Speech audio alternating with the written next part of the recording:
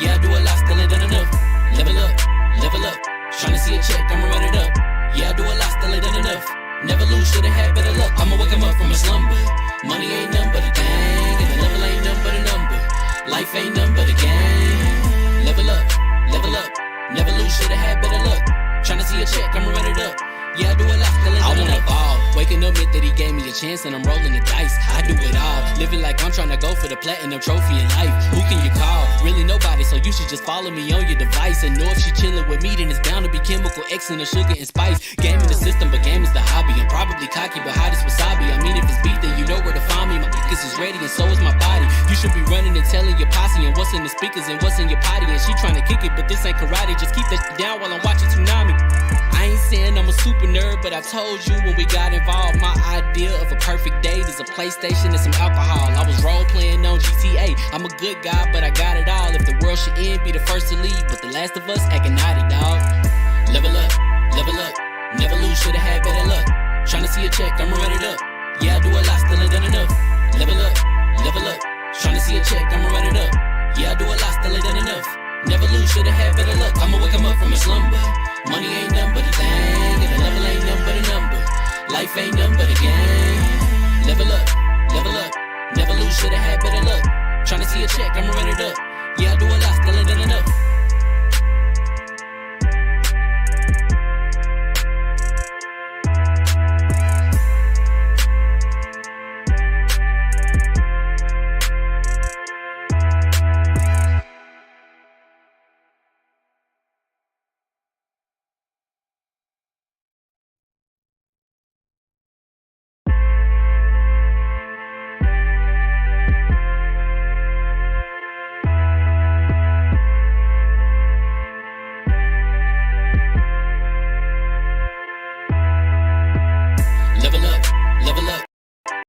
Never lose, should've had better luck.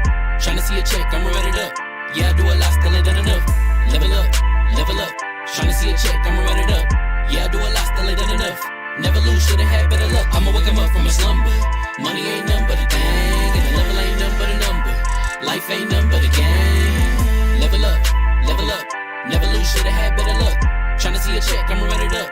Yeah, I do a lot, still ain't done enough. I wanna ball. Waking up meant that he gave me a chance and I'm rolling the dice. I do it all. Living like I'm trying to go for the platinum trophy in life. Who can you call? Really nobody, so you should just follow me on your device. And know if she chillin' with me, then it's bound to be chemical X and the sugar and spice. Game in the system, but game is the hobby. I'm probably cocky, but hot as wasabi. I mean, if it's beef, then you know where to find me. My niggas is ready and so is my body. You should be running and telling your posse and what's in the speakers and what's in your potty. And she trying to kick it, but this ain't karate. Just keep that shit down while I'm watching Tsunami. I ain't saying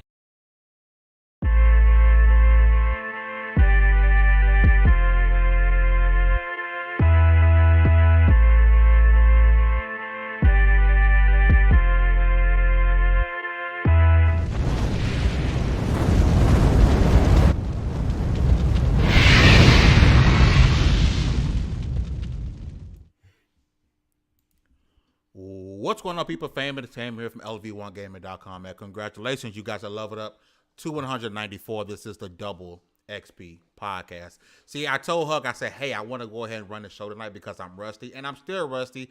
As you can see, I, for some reason, restarted the timer and forced the podcast to go live a minute early, but it's okay because I'd rather go early than if you guys wait another 5 minutes because I'm peculiar in those things. Lots to talk about tonight. Brand new guests on the show. We're going to have an amazing time. We can talk about whether or not Starfield deserves the hype. We also talk about how Chakalaka figured out how to use Discord, baby. Let's go. Hogwarts Legacy, and a bunch of other things. Before we get started, we're going with the introductions. Per usual, the man with the clamps, Citizen Snips. What's up, everybody? It's another wonderful Wednesday. We got gaming news. We got a cool guest. Chakalaka learned how to do a thing, which is always impressive.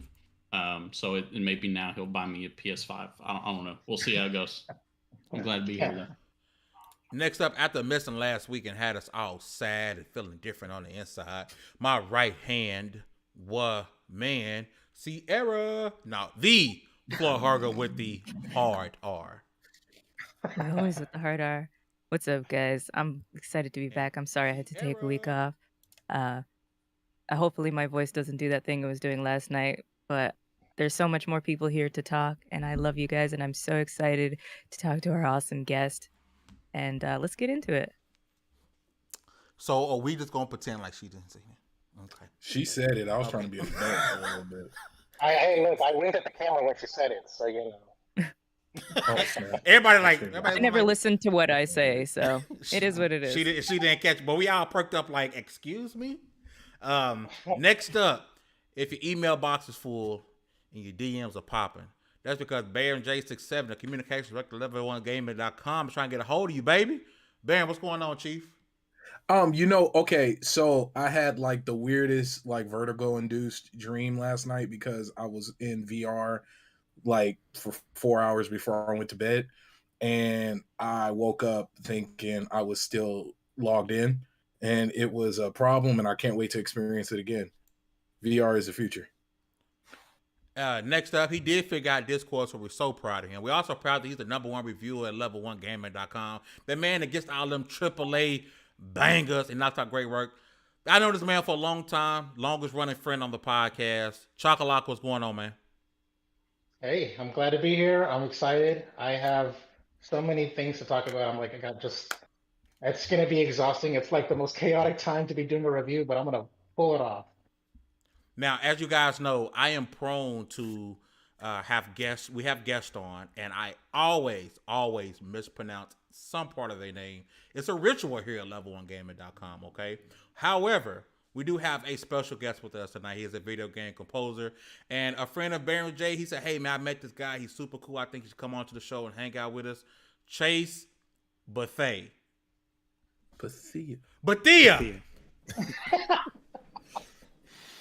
Hey, Chase, welcome to the show, brother. How's it going?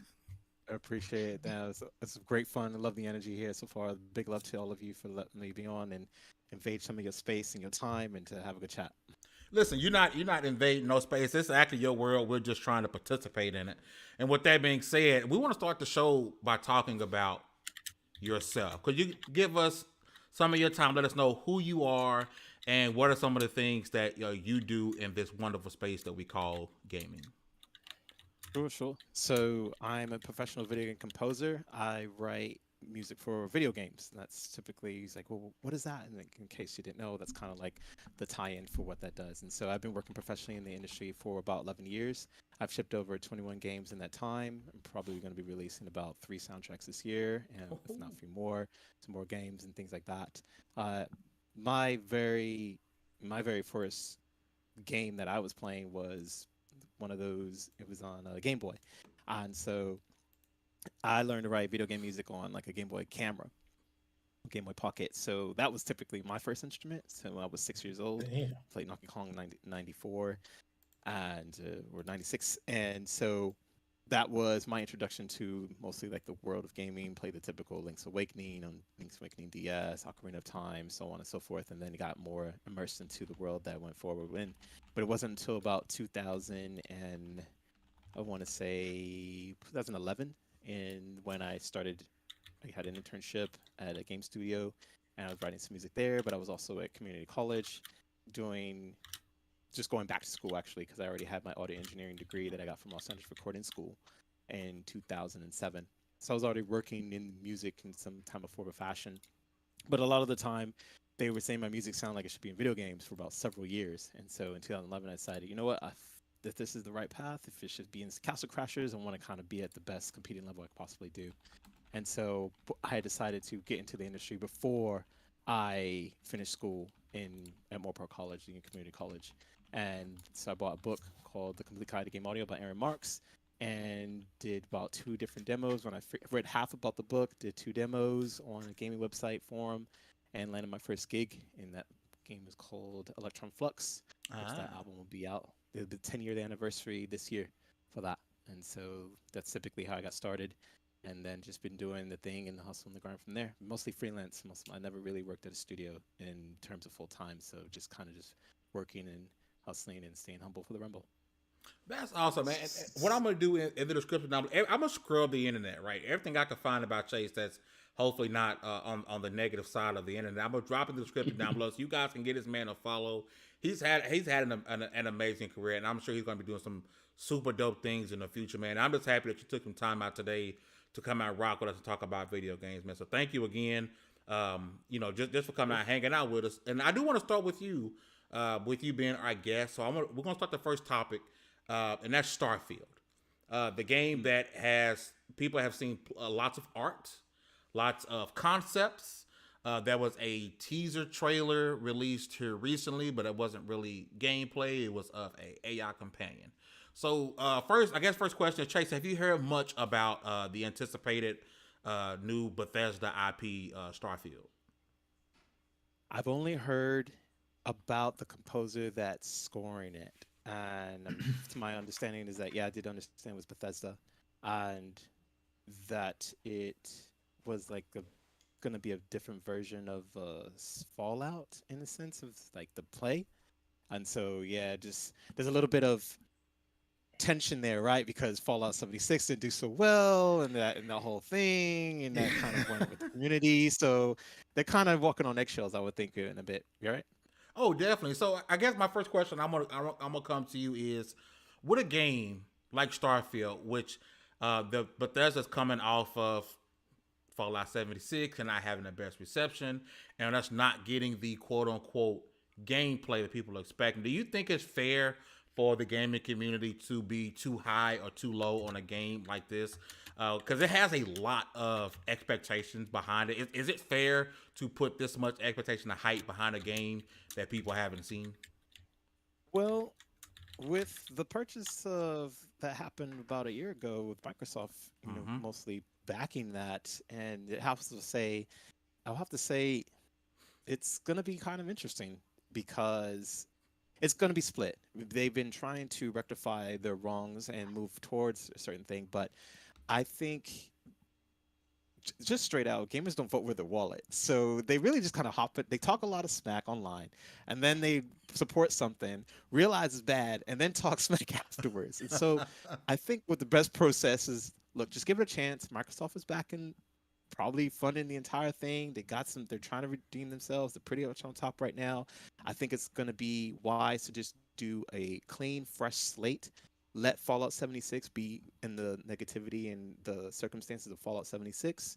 And then when the game comes out, give your opinions and your true, genuine feelings about what that is once it's released. I think what happens with the player community is that we fall so deep into this whole trailer and type of comparisons of frames and things like and such like that, and we get so into it that we expect these things at that level. But a lot of people who don't do game development have no freaking idea what that takes in terms to get to the level of an experience that is frankly on the field of Elden Ring, right? And so you can't compare apples to oranges. You really just need to let it release and give it the time and the proper feelings and experience that you will have directly before you pretty much prejudge. The thing, Chase, is everything you said is you hit the nail on the head on every aspect of what you just said. It sucks that majority of the gaming space will not go on with that mindset. It's either this sucks or I love this, and there's no real in between to have any type of a true conversation. Like, we can't sit here and talk about what we have in front of us, what it is in its current state. Everything is, well, I love it, you hate it, we're not friends, I hate you. Somebody that I don't hate that I actually love is Baron J67. Baron, we've had separate conversations before about Starfield. Your thoughts on whether or not you think the hype is just way too much? Is it warranted? Because a lot of people are excited and they're having conversations with it on Twitter, and then the moment they talk about their excitement, they're getting destroyed in quote tweets and in comments about, hey, you shouldn't be excited for this because you've seen nothing, and by the way, Fallout 76 sucked. Okay, so with Starfield, and you guys correct me if I'm wrong, I haven't seen anything around multiplayer, right? No. Have you guys heard, or I could be wrong, and I'm happy about that.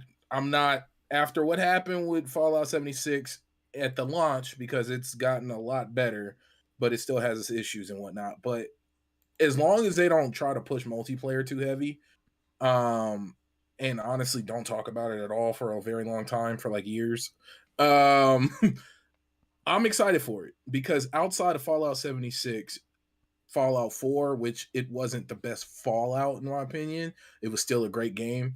Fallout 3 absolutely changed the way I play video games, and then Skyrim is still to this day one of the top selling games of all time. So in saying all that, and it's still consistently like top 20 sold games, as if like who it's like every year there's a new gamer born who goes out, the first game that's gifted to them along with their blanket and bottle is Skyrim. Like it's like, here, child. Like, but so in saying that and knowing that those outside of 76, those are their last titles, they deserve, like, not deserve, it's okay for me to be hyped for Starfield. Like, I mean, come on, like your last games outside of 76, Fallout 4, Skyrim, Oblivion, Fallout 3, like those are all some of my all-time favorite games. So you guys have earned a little, it's yours to lose. But I have gotten tired of riding the hype train. So that's why I'm doing my best not to dive too deep into the lore and the videos and the talk. I really do want to be surprised about this one. And I don't want to get on the hype train no more. Hey, for those who are in the chat, definitely keep on chat. Let us know what you guys think. King Arthur, thank you for coming and rocking with us live. It's been a while. King Arthur says, "What up, though? The floor hugger is so fine. Good to catch y'all live again. Thank you for coming through." Steve Bico says, "My hype is about a vacuum. I've been wanting a game like Starfield since Mass Effect Andromeda missed the mark." I want to move over to you, Snips, because you're really good at being like the level-headed one of this podcast for the most part, right? Do you think the expectations for Starfield and the hype that it's getting, and with us being 8 months out and not having quote-unquote gameplay, are we setting this game up to be part for expectations that it probably can't meet? Probably. I mean, it's kind of a two-sided coin here. You have games like Cyberpunk or like and I always go back to these two when talking about not living up to hype. Cyberpunk and the original release for No Man's Sky, where there was a lot of talk about what the game would be and mentions of all these features, and then when the game dropped, stuff wasn't really there, or it wasn't there to the extent that you wanted it to be, and then it took a very long, painful road for the games to gradually get fixed over time. So there's that part of it when you know a lot about going into the game before it drops. And then on the flip side, if you don't really say anything, people start making their own stuff up. And arguably that can be a little bit worse. You're never going to, nobody ever lives up to the image of them that you have in your head is kind of a human flaw. We like to build things up in our own way from our own perspective. And when reality doesn't meet exactly that perfect picture we had in our head, we get upset for some reason, even though the fault is no one else's but our own. So you're running a gamble here either way. Me personally, I am excited by the concept of the game, knowing who's behind it. I know they have the potential to make something really cool, but I'm not putting any eggs in a basket. I'm going to sit and wait. I've at this point in my life, I'm so over being hyped for just about anything anymore. I'd rather wait, get my hands on it when it actually comes out, play it myself. But until then, I try not to make any expectations. I try not to build myself up to expect anything from that game until I see what it's going to give me for itself. So that it really comes down to the individual. But as a whole, gamers are going to get hyped. They're going to start saying all these crazy things. People are going to make crap up, whether it's based on good intentions and information that they found, or whether it's just based on wild theories. They're all going to kind of mix together, and it's up to each of us to kind of sit there and try and separate each out and be like, no, let me be responsible. This person's saying this. They haven't been right about a single thing in their entire life. The game developer isn't telling me jack other than this is a game in space. So you just got to kind of just hang tight. Like I said, and kind of like what Baron was saying, you know what this developer is capable of. You know what they've done before. realize that something good may be coming, but don't start trying to make promises to yourselves or guaranteeing that it's going to be a certain way, because you're just going to let yourself down. Is how I feel about it. Hey, you guys. I'm sorry. Go ahead. I was just going to say, it's my old crabby perspective. Trust nothing until it happens, and then you see. You guys in the chat, keep chatting. I'm gonna come back through some more comments. Before I get to Chocolaka and Hugger, I want to swing back to Chase. Chase, as someone who you're a composer, right? It's your field. How important is it to get the music right for a game of this magnitude? Because when I think of this game being this big, right? We think of other games that were super hyped, spacey sort of games. We think of Halo, right? And how important that Halo theme was, right? I mean. Oh, he did it. But Clip it. It's greatness, right? Like, how important He did the thing. is the composition, the music for a title that is highly anticipated, like a Starfield? I mean, with any IP, especially with it being fresh and new for the players, it's always imperative. It's part of the entire art form. So writing the score goes in tandem with the art, goes in tandem with the storyline, it goes in tandem with the mechanics. If it's dynamic music, which is something I specialize in, to make it even more of a better experience for the player. Whereas they have a connection of all different and emotional feeling that is encompassed within itself. So it's like you were saying, you're able to pull the theme out of thin air, right? For the Halo stuff, to recall that. That's how much of an impact it made. And these themes are very, very selected and very implemented in towards the game itself in order for it to become what it is.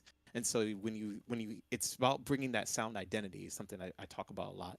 If you're able to be where you are in your space and do something completely different over here, and you hear the Starfield theme, maybe you've heard it one time by playing it, but if you heard it in another room or wherever you are, driving the car, in arcade, you know it's Starfield. That's good writing. That's sound identity. If it doesn't have that, then I'd say the game is mostly in trouble, because then what identity does it have? It's just a typical, you use assets from the store, you probably put something together, it's got a bunch of composers with no cohesion and all these other things. So yeah, it's extremely imperative, especially of IP from the studio of that backing, to have that type of magnitude. Now, I know the composer personally. I've been to his studio a couple times.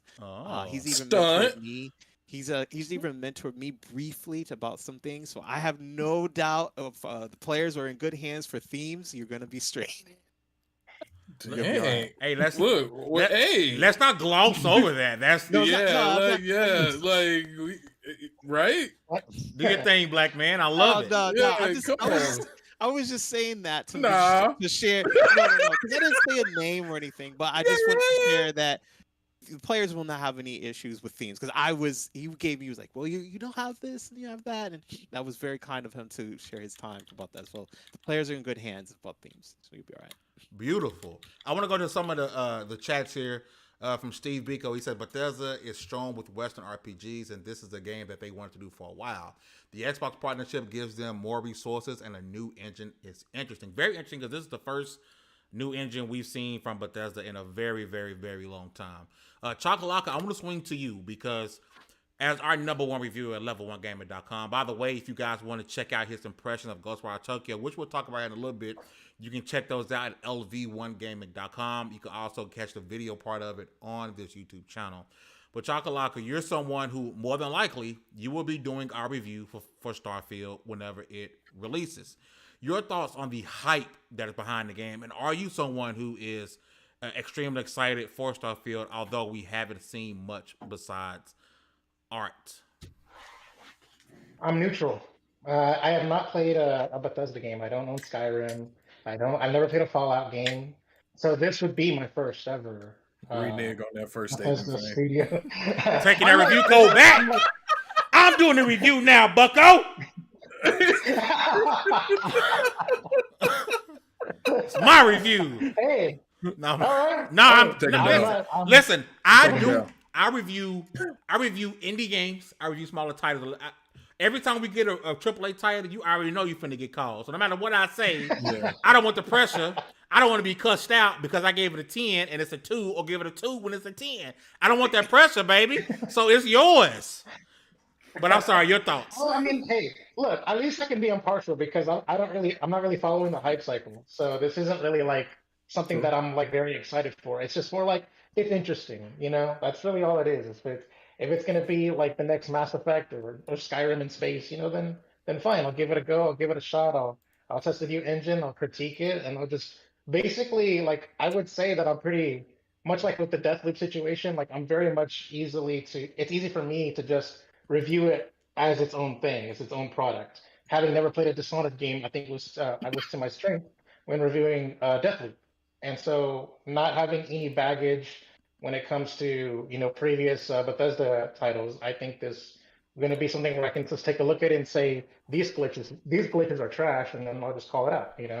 I'm not gonna I'm not gonna just be very hesitant about or overlook something because I love something. Like we literally did a Cogs in the Machine topic yesterday about a Naughty Dog, and at the very end of the podcast, we learned that Naughty Dog has like almost no oversight from Sony because they had developed the trust, and they basically, I said at the end that is a luxury that they got, and I think to that effect anyone that plays Bethesda titles and stuff like that, going back all the way to like Elder Scrolls 3 or whatever, I'm sure that there's a fan base that really loves Bethesda and follows them, and they've earned that fan base, and that is a luxury that they have. That just doing a screenshot of a logo is gonna get people to be hype induced is really cool, and I think it's more power to them. I want to swing it over to the lovely floor hugger, who's again someone on the panel that keeps us level headed. She doesn't get too high that we know of, or too low. So Hugger, you're someone who I know big. Someone brought up Mass Effect a few times. You're a big Mass Effect fan. That's one thing I know for sure about you, and the hype it had behind it, and the disappointment that it had behind it, per some gamers, because it didn't live up to the expectation that players put on it. Or you have any fear that Starfield may fall into that mantra of it may not be as bad as we think it is, but it doesn't live up to what we thought it would be?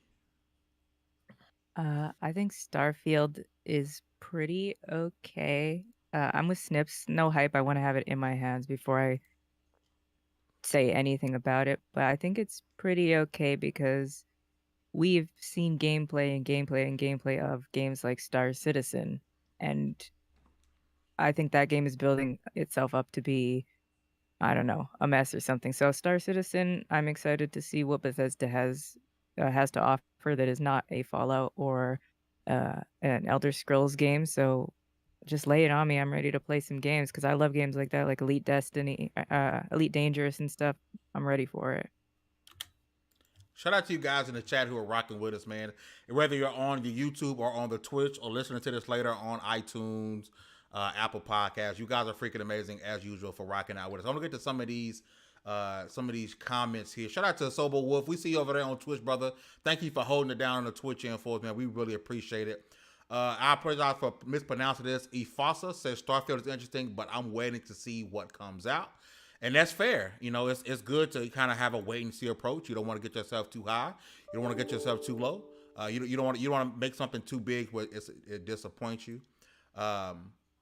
He also says he understands games have bugs, but Bethesda had bugs and they were game breaking on release. And that's one thing I'm hoping that we get with them being a part of Xbox, which Chase brought up earlier with the acquisition, is that we get that quality control that we not necessarily always see coming out of Bethesda.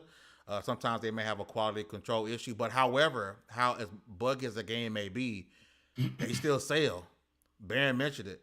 Skyrim is everywhere. You can play Skyrim on your refrigerator. You can play it in your Tesla. Yeah. If you got enough space on the bottom of your big foot, you could probably play it on that too. If it's a playable service, you can play Skyrim on it. This is absolute fact. So again, in the chat, you keep letting us know what you guys think about the hype. Again, I see people bringing up Cyberpunk.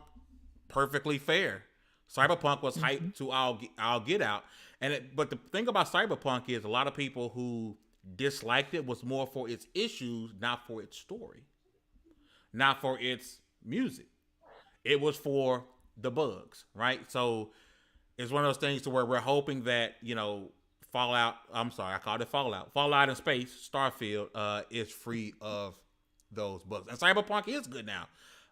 With this recent update, a lot of people are having fun with this. So I have it physical somewhere. Shout out to Best Buy for giving me the physical copy and a steelbook case for $9 because that's all I was gonna pay for because I don't pay for broken games. But it is what it is. So we're gonna switch topics here. If you guys want to keep dropping any more thoughts on that in the comment section down below on the YouTube or the Twitch, please let me know. Okay. Now tomorrow is another PlayStation event, back to back, right? Another PlayStation event. This one will be solely focused on the Hogwarts game that is supposed to be coming out sometime this year. Hopefully we get a release date this year or next year. I'm assuming it's coming out this year if we're getting a big 14-minute showcase. I do want to switch over to you, Baron, because you seem very excited for this game. You seem like a Harry Potter. Well, I should have went with Chase with his accent. But I'm going to go over to you, Baron. You seem very excited for Hogwarts Legacy. Your expectations for this showcase tomorrow? First off, just how Slytherin we out there all day, every day. We get it Slytherin. in that mean green. We don't play. It's all right, but Mudbloods is welcome around here. That's good. We ain't part of that racist OG faction. This is different. It's new. We're reformed, but we ain't soft, and but I get to create my own wizard. I get to build up my spell skills. Harry Potter action RPG sold. Thank you. Only thing I'm worried about is I feel like the flying is either going to be really bad or it's not going to be there at all. That's my only. I think this is going to be a very grounded Harry Potter, and it's going to be kind of weird. Or maybe they'll incorporate the flying as like fast travel. Is it next gen only? Do anybody know? They would not lose a lot of money, but this game has been talked about for a while, so I don't know for sure, but it would shock me if it was next gen only. But I need this game. This gonna happen. I'm gonna play it. It's probably gonna not score very well. Really? I think it's gonna have problems. Or it's gonna feel real cheap at times, but I'm ready, so I don't care. I like bad movies, so I think I can enjoy mediocre games. Chase, I want to swing this back over to you because number one, I got a feeling, and it's crazy how we can have Chase here, and I'm feeling like certain games are going to have like an amazing soundtrack or theme to it. Chase, I want to get your thoughts on: Are you a Harry Potter fan? Are you into what we're going to see tomorrow from Hogwarts Legacy? He looks like a Ravenclaw guy. Yeah, actually, I am. So yeah, see, There you go. yeah. But yeah, it's interesting. So it's probably they've tried so many times to put out this game in different fashions, and so I own all the books. I grew up with the books. I love the movies. I even love the recap of that 20-year thing they did on HBO, that special. That was really good. Yeah. Yeah, that was fabulous. And so, but the games, like even if you're playing on PC or Game Boy Advance or PlayStation 2 or whatever, even I'm thinking like, when did they ever get it right? And they never really did. And then they had that one Connect game, and people thought that was gonna be good. So I'm not holding my breath on this one. I'm not saying it's not gonna be bad. It's not gonna be good. I mean, anything with the music nowadays, you would have to be ridiculously dumb to mess this up. I mean, Yep. John Williams, and from John Williams to Alexander Desplat were the film composers. Really, all they have to do is just mostly get like the license. Somebody who sounds like that. It typically happens in game audio. Whereas then they will get that license to implement the obviously familiar theme, or get someone who's really good at writing those themes like John Williams or Alexandra, and put that music in there so that the player knows, hey, okay, we're Harry Potter, like for sure. You're not gonna want to change the themes. You change the themes, be ready for a reckoning of no other, because the Potter fans are furious. So I think it's gonna be all right in terms of like music and sound and those things like that. But it's just terms of hopefully playing. I hope they get it right from what the past 8-9 games or more. It's gonna be a good one. Hugger, because I think a lot of times when it comes to things of this nature, games based off of books, books based off of games, and so far, books based off of movies, movies based off of books, they seem to disappoint one fan majorly on one side. Yeah, you think this game could fall into a thing to where the people who are, I've read all the books, I've watched all the movies, and this is not Harry Potter. You think it could fall into it getting unfairly critiqued because it does have like Chase said, it has a massive fandom. I personally have never fully watched the Harry Potter movie, never owned the book. I don't know much about it. I only want to play it because I'm excited about how Baron's excited about it. I'm just gonna be honest, right? Do you think this game could fall into that notion to where like it doesn't live up to the expectation of the people who are lifelong Harry Potter fans? Oh yeah, this is the same conversation we had with Avengers when it came out. It's like that's not Robert Downey Jr. That's not Scarlett Johansson. So some people were turned off by that, but the Harry Potter's only limitation was your minds. So the ability to be yourself is what I think not true Harry, because that sounds elitist, but like the diehards, the people who have been there since, waiting for our personal letters to slip through the mail slot, have been waiting for is this game. I'm just concerned about feature bloat, because like I said, the only limitation is your mind. So are they going to put so much stuff in that you start to feel like you're doing repetitive stuff, or something is missing, or it's not right? Or are they going to, like Baron said, cut it down so much take out the flying and stuff that you feel not complete, unfinished? You didn't get to the end of the game feeling like this is Harry Potter. Because some of the other games are not great, but they're not awful either.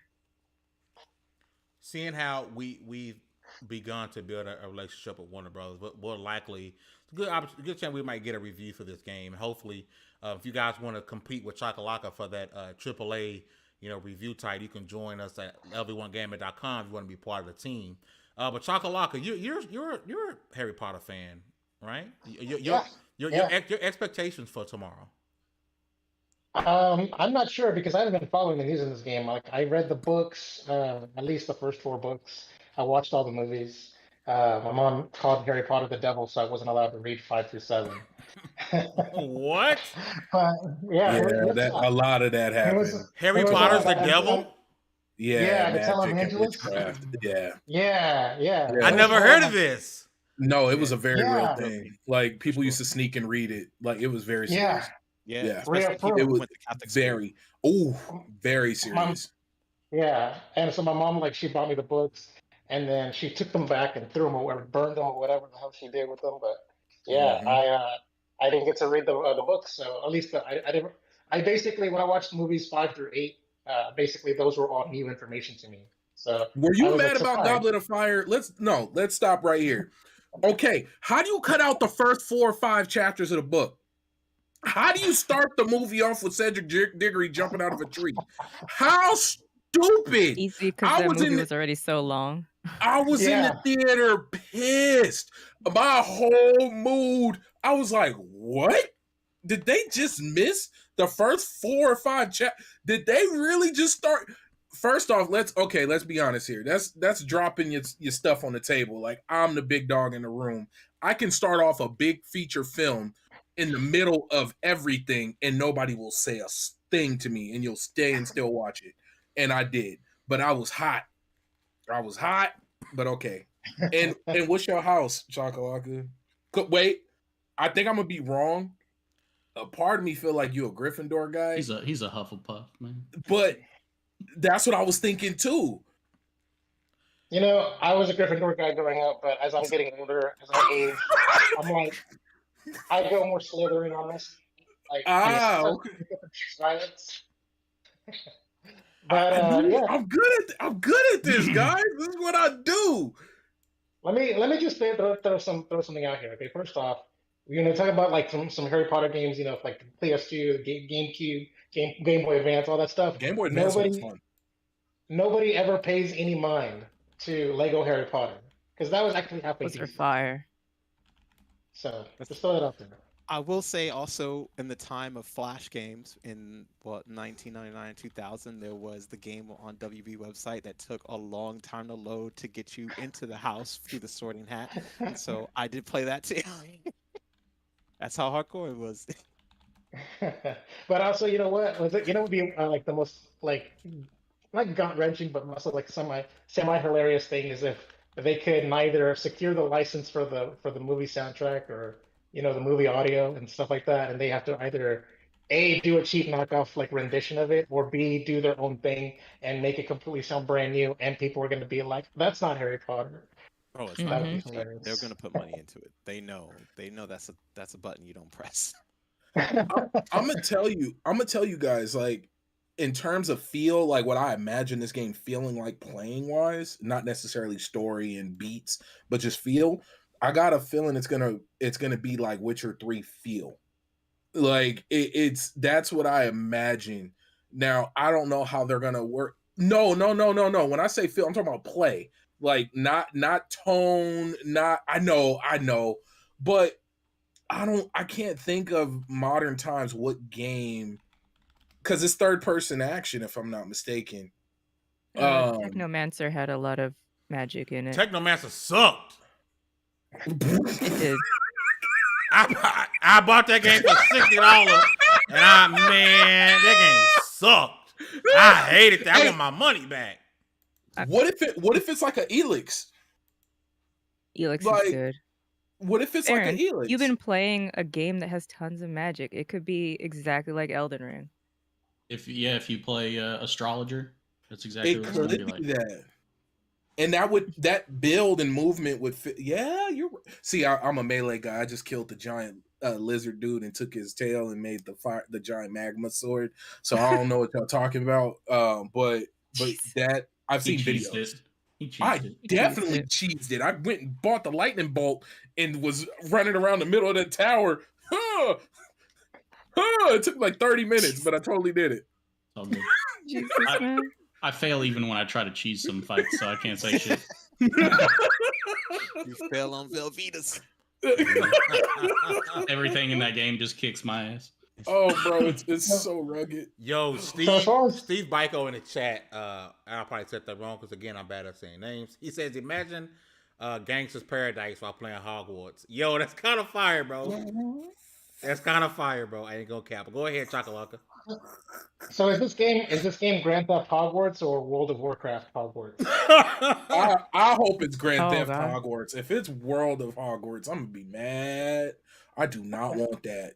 I do not. Like, you just keep it. Give me a MOBA before you do that. Like, I just, oh Lord.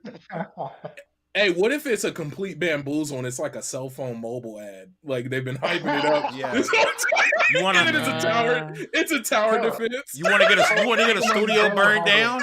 You want to get a studio guys- burned down? Yeah. You guys have phones, don't you? Oh my god. Yeah. Oh, wait. Yeah. Let's see how far that goes with gamers. Never mind. Wait, didn't Pokemon Go Hogwarts get disabled They 2 years last shut that down Yep. so fast, like no one played it. Yeah, the AR. Yeah.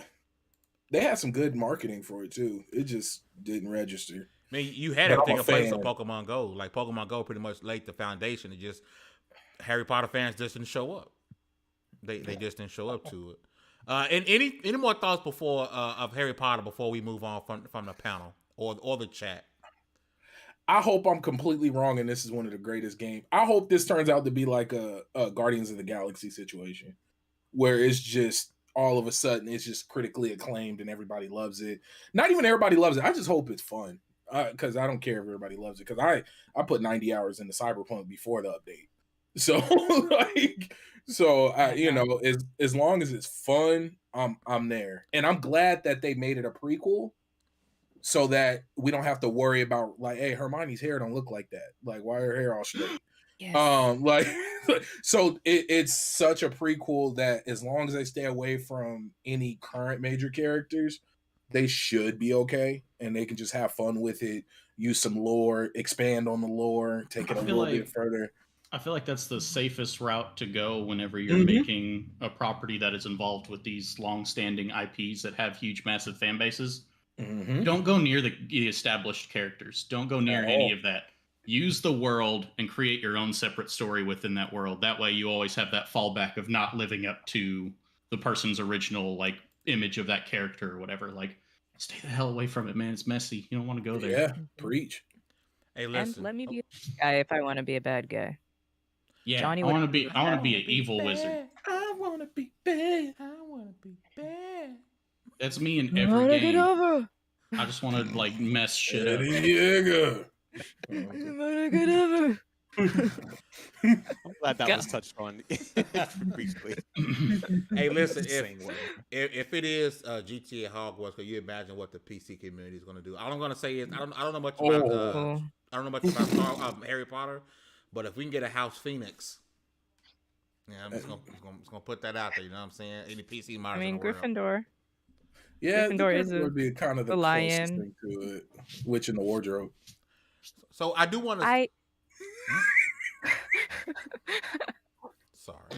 nothing. I do want to swing the floor over to Chakalaco because he did release a video this week and also an article on LV1gaming.com because he is currently working on our review of Ghostwire Tokyo, and he was able to put out a preview of this game.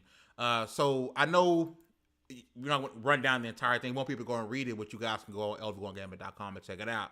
But Chakalaco, if you can, kind of give us your brief overview of your impressions of your hands-on gameplay time with Ghostwire Tokyo.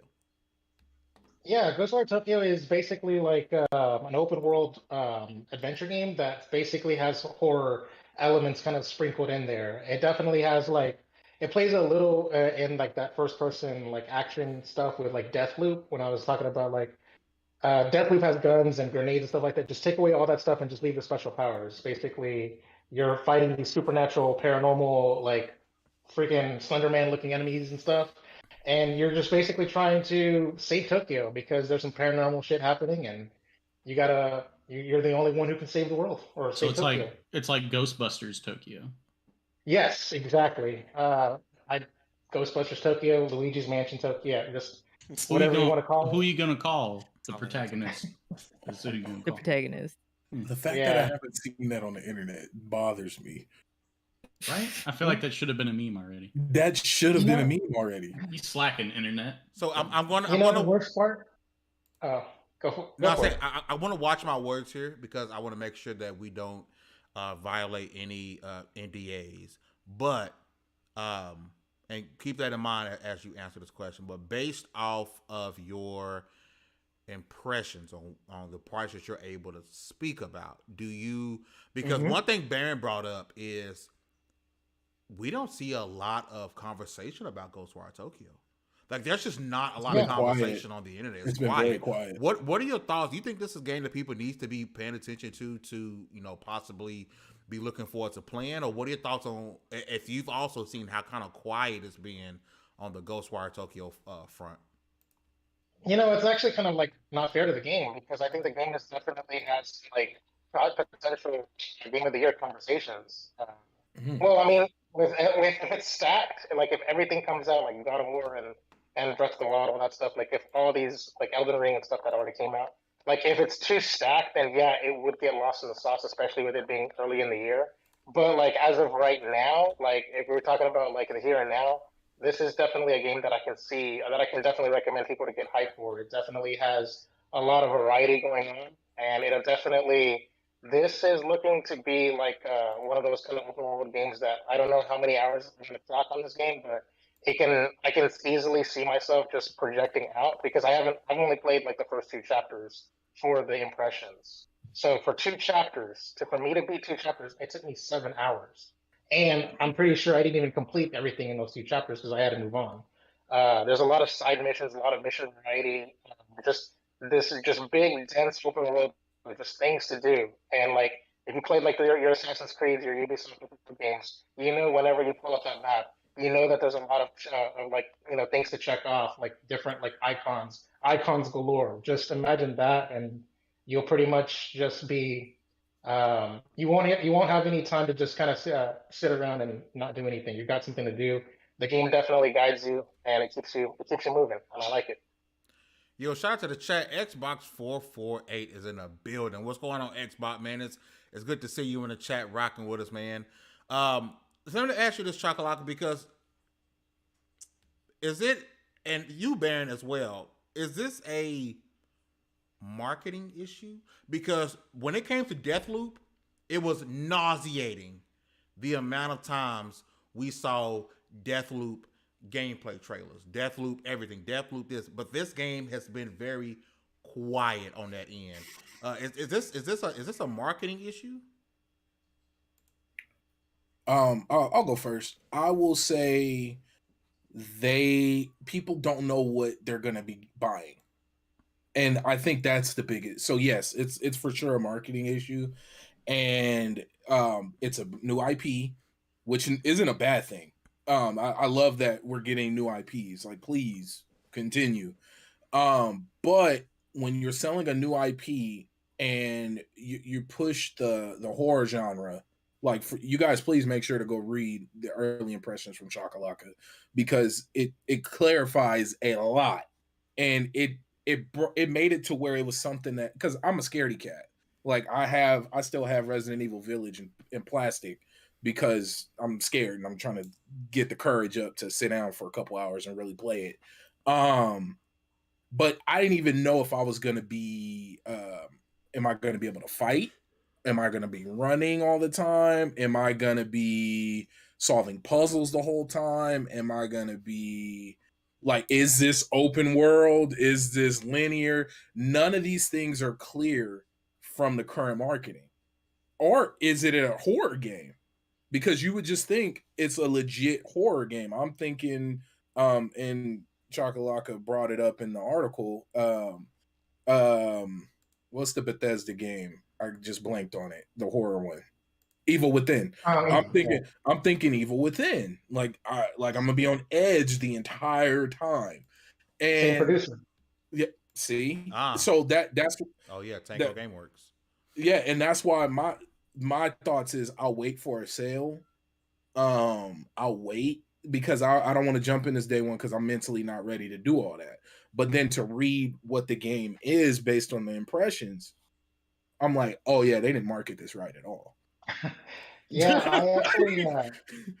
I actually watched like some of those pre-release trailers just before starting the game, and those pre-release trailers do not do a good job of explaining what I'm signing up for. Like, I honestly, I was basically more confused having watched the trailers than I was going into it. Like, honestly, like I was on edge when I was on chapter one, and I was thinking I'm playing a horror game. I'm thinking I'm playing the Evil Within, and next thing you know, after the chapter one is like so linear. It's all very linear, and then after that, chapter two, the world opens up, and now after you get used to the world and just being in the open world, then it's not a horror game anymore, and you feel powerful, and it just feels like another adventure game. Like, if you think of like things like Horizon Zero Dawn, just it's not obviously with Horizon Zero Dawn's third person, but think of like just how much skill trees, upgrades, and side quests, and talking to people and helping them out. Those kinds of things. You're getting that, but that quality level, but with like a Japanese, the Ring kind of vibe to it. Like, it's just seasoning. It's just add a little salt. Don't that's not the whole dish. It's just that's how I want to explain it. It's definitely a game that I am not. Again, I haven't even played Resident Evil 7. I played my first hour of Resident Evil 7. It's like, all right, I'm done. Like, I can do this game. This is definitely a game that likes to mess with you because it will like do some jump scares. But again, they're like hours between jump scares. And so it's like it keeps you on your toes and it makes you feel relaxed, and then it doesn't make you feel relaxed. So it's like I think it's like it's very easy. It's very easy to recommend it because I don't think it's gonna be like something where like if you're a big time horror fan and you like your Resident Evil 8s and stuff like that, your Evil Withins, go play this game. But it's definitely something a little bit more general for the masses that people can can get behind, I would say. I do want to bring up 2 points. One, Baron, if you want to wait, don't forget this game comes out a year later on Xbox Game Pass. So if you want to wait, there you go. If you still sub to Game Pass, and I want to go over to Chase because you guys have brought up a couple of different points about how the game feels as far as is it a horror game? It's not a horror game. Chase, are you able to kind of elaborate on maybe some of the difficulties as someone like yourself, a composer, who the game may not be set in a particular theme. Like, is that difficult to be? Because for a horror game, that what you're hearing is everything. Like that certain tone, that music is everything, right?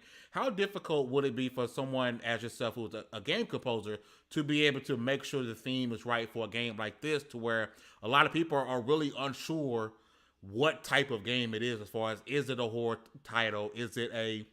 Or am I a superhero? Kind of, able to give any thoughts or any insights on that?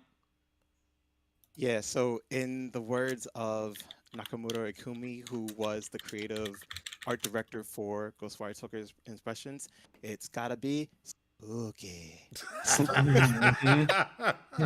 I remember the E3 2019 Yes. meme. I got to meet Yes. Ikumi. She was that was great, and that probably amped the hype for that game itself from that one line, of her. She was being on amazing. the She's stage. amazing, dude. Like, everyone fell in love with her instantly.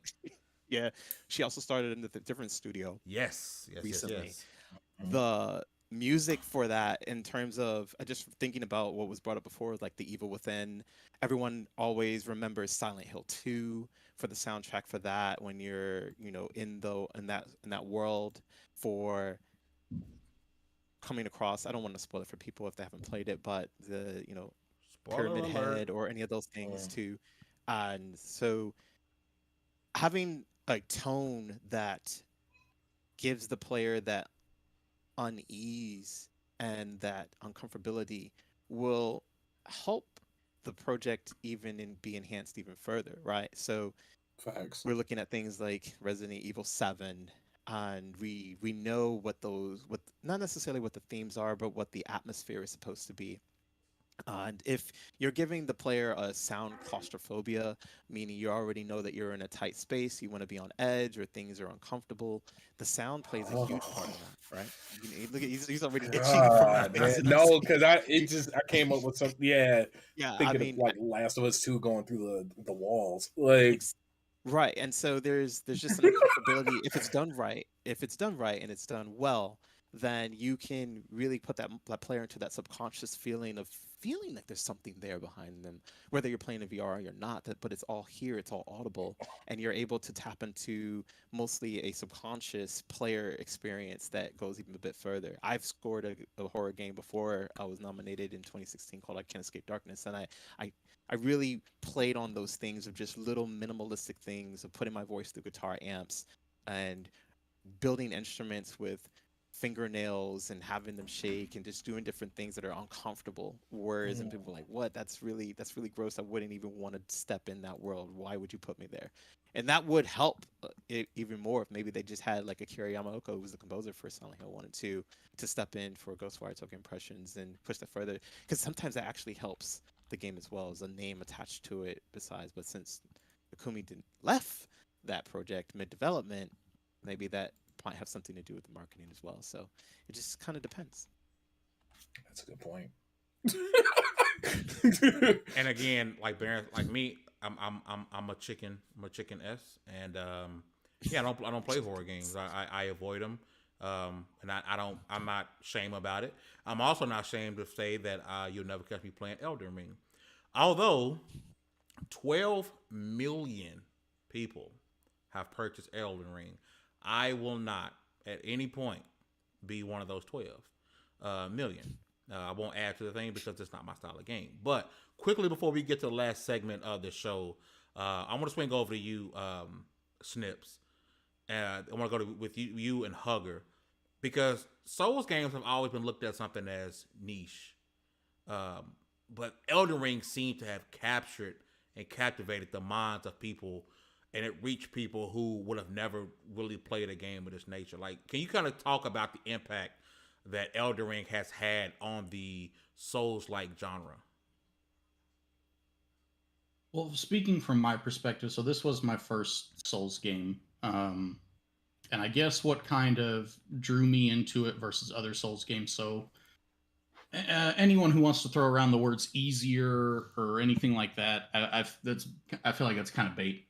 The game is still very difficult, but it allows you a little more control over the challenge. In past Souls games, they're pretty linear. If you're ramming your head up against a boss, there's only so many other areas you can go to try and farm souls or something like that before it's now you're stuck at this dude until you beat. Elden Ring's open world format really allows you the opportunity to just straight up be like, nope, I'm beelining to the other side of the map. I don't want to mess with that. And you can come back 10 hours later. You can come back 5 minutes later. You can come back 60 hours later. I fought that flying dragon Agniel, right? In the first swamp area that you come up on. Big flying dragon. I noped out on one the first time. The next stream, I was like, nah, I want to come back and mess with this dude. I had it in my head that I was over leveled for that fight because I had watched good people kill him much sooner. I was like level 25, right? I struggled for about an hour to kill this dude, and I was getting so frustrated because his hitboxes on his attacks are so stupid. And I finally managed to bring him down, right? And I'm like, man, I'm glad I finally beat him, but I feel like I was too strong for this, and it's still like I felt bad that it took me that much of a struggle to beat him. So I started asking around some of my other friends. They're like, oh, no, I came back to that when I was like level 40 something and one shot him. Like, I just didn't mess with it until way later in the game. I was like, well, maybe I don't feel so bad now. Like, maybe that was kind of I did try and take it on at an earlier time or something like that. So the fact that it allows you that much control over your gameplay experience is very interesting. I think the people who have negative things to say about it are the ones that are too bullheaded to just go away from a fight. They keep ramming up against that one boss that's kicking their ass. Like I tried stream last night. I tried the tree sentinel. I was like, oh, maybe it's time to take this tree sentinel on. I tried for like 25, 30 minutes. I got him down to maybe like a quarter of his health was the closest I got probably. But for the most part, he was kicking my ass left and right. And so what did I do? I'm going to save this guy for later. I'm going to go fight some other stuff. So I ran away and I went to go do other things. If you take that kind of mentality, I do think that this game really does nail the open world. The fact that the UI is so minimalistic kind of helps the immersion of it all. There's really no big guide points, no beacons, no stuff flashing all over your map or anything like that. It's, hey, did you find the site of grace? Cool. We'll leave this little gold spot on the map so you know where that is. But aside from that, like there's very little guidance in terms of what direction to go where. You just run into something. If it starts kicking your ass, maybe try running the other way. But you run into a lot of cool little things. There's so many different experiences. And I think that is what they really added to this new. The difficulties there, that Soulsborne kind of branded, tried and true, this game will kick your ass difficulty is there. But they added this whole new element of now it's this big giant world. And that map continues to surprise me with how huge it is. Like I think I've got an idea for how big it is. And then I move over to a chunk of it that I just explored, and it looks way bigger than I thought. Then I looked on the map, and I'm like, holy crap. So there's so much to do. And I think that's a huge part of its success, for sure. My lovely sister, you, ma'am, you get the last word. Your thoughts on Elden Ring hitting 12 million units sold, and the idea of Souls games no longer being considered niche because of how many people are coming out of their gaming bubble to try a game like Elden Ring. First off, congratulations to them for selling 12 million. That's hella impressive. Like, awesome job, because there was a lot of people that were doubting what Elden Ring could do. I think if we're going to talk about Elden Ring, we got to talk about the game that really opened up a lot of people's eyes, which was Bloodborne. Because Bloodborne was very different combat from Dark Souls. And I know for a lot of people who Bloodborne was their first Soulsborne game. And then Sekiro opened it up even more, especially with the grappling and the traversal. And you can kind of do what you want, but it's not as open as Elden Ring. Elden Ring is its own beast. If you love Souls games, you're going to love it. I'm stunned by what I see every single time. And it is still the utter joy of watching people get stomped for hours on end while I sit there and giggle and go, well, I could never do that too. So I don't know why I'm laughing at them, but it's that schadenfreude, just like I want to watch them struggle. But Elden Ring is a great game for those that want to try something new hate the, like Snip says, hate the frustration of getting stuck behind one boss and grinding stuff out and not getting anywhere. You can do that. You can grind stuff out. You can go wherever you want in this game, and that's what makes Elden Ring unique. And they still technically are kind of niche because out of that 12 million people that bought it, How if many 6 people? million finished it, I would be surprised. That's the key because There's gonna be some returns there. I got a friend on my Twitter who works at GameStop, and he was seeing returns instantly. People like, yeah, I got this. This isn't for me. And Chase, I saw you get excited when Hugger brought up Bloodborne. You have a real love for Bloodborne. I can tell. You was like, yeah. That's No, that's actually, my don't game. have a love for Bloodborne, but I was thinking the exact same thing. Is that a lot of people didn't mention the whole Bloodborne. They mentioned Souls, 1, 2, and 3, but yeah, no one is seeing that correlation to Bloodborne. And I'll take it back further. I posted this on my social media before. Is that before there was Elden Ring or any Souls game, there was Eternal Ring, and a lot of people don't know. You got to know about the history from these development companies. So I'm the one who shot out of my seat. I think Afusa was with me at the Game Awards when Sekiro won Game of the Year. And Another big stunt. This is they've been in the trenches refining and cultivating. It's like getting that recipe right for those pancakes that you has passed down from the generations. You know what I mean? It's like nobody's messing with the pancakes. This is it. We've been doing this since Kingsfield on PlayStation 1. We moved to Armored Core. We got into Otogi on Xbox. We moved into the Souls series. Then we got the Bloodborne to kind of pivot a little bit, right? Well, we got Demon Souls, then we have Dark Souls, then we do Bloodborne. Bloodborne wasn't for everybody. We tried it. Let's take it back. Now we're gonna do Sekiro, and then boom, here you are. We're blessed you with Elden Ring.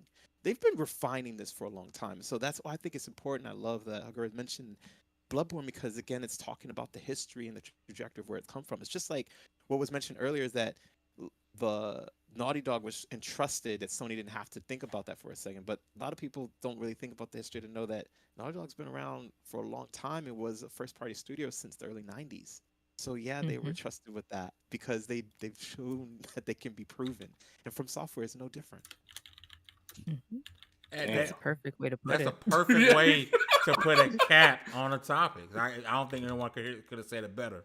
Well, what we like to do at the end of the show typically, because we are pressed on time, but we go around the panel and people will give us suggestion of a anime, movie, a video game, TV show they will suggest people to watch and or play. But today we're gonna condense it a little bit, and we're going to give one suggestion, either an anime, movie, or a TV show that you guys would suggest people to watch and play this week. Drop yours in the chat, and I will read those out, guys. But I'm gonna start with the panel.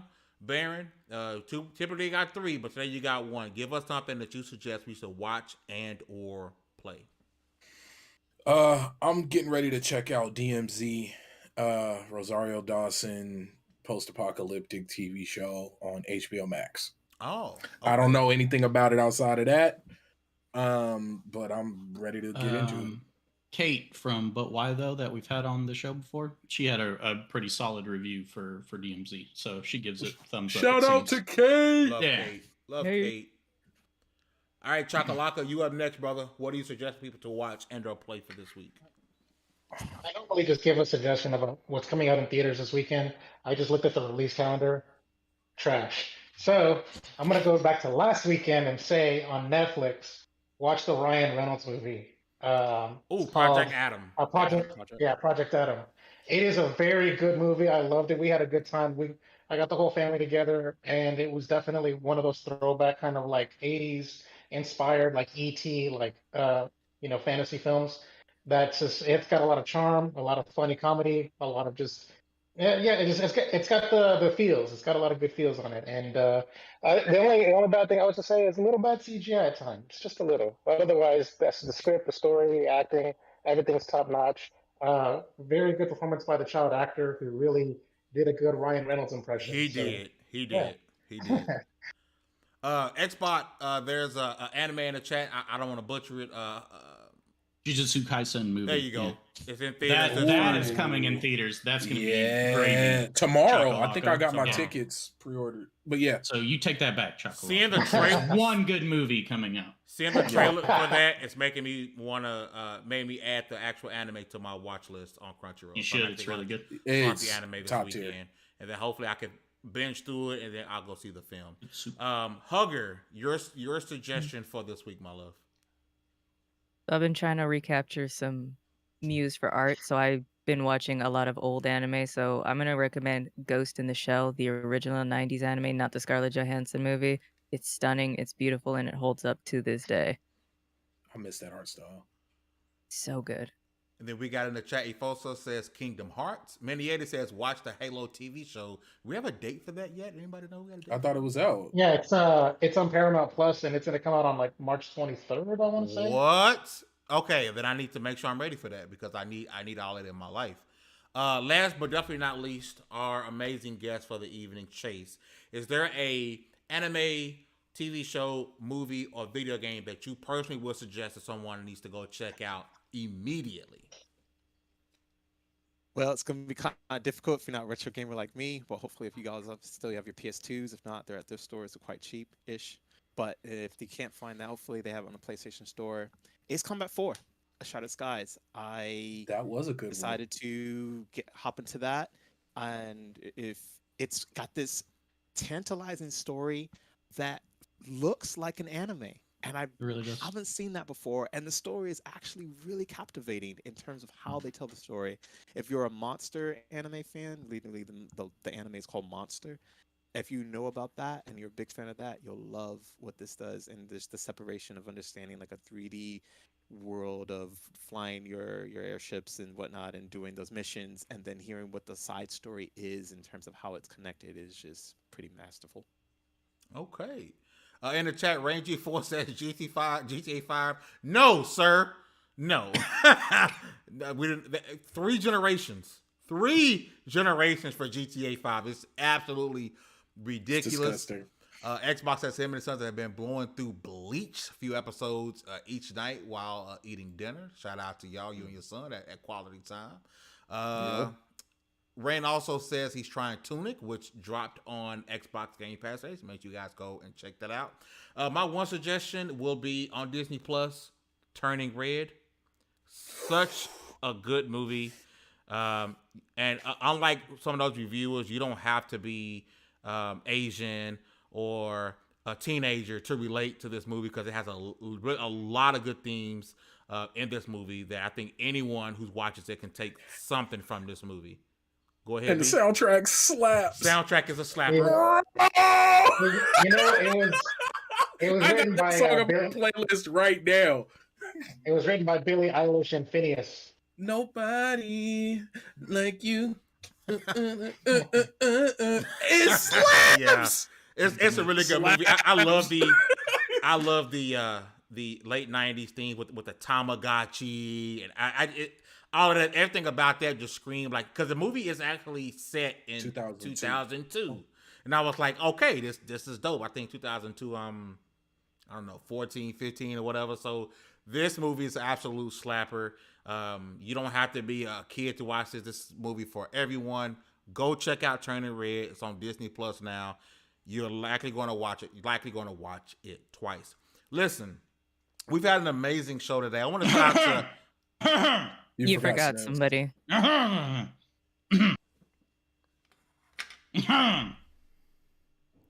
sorry.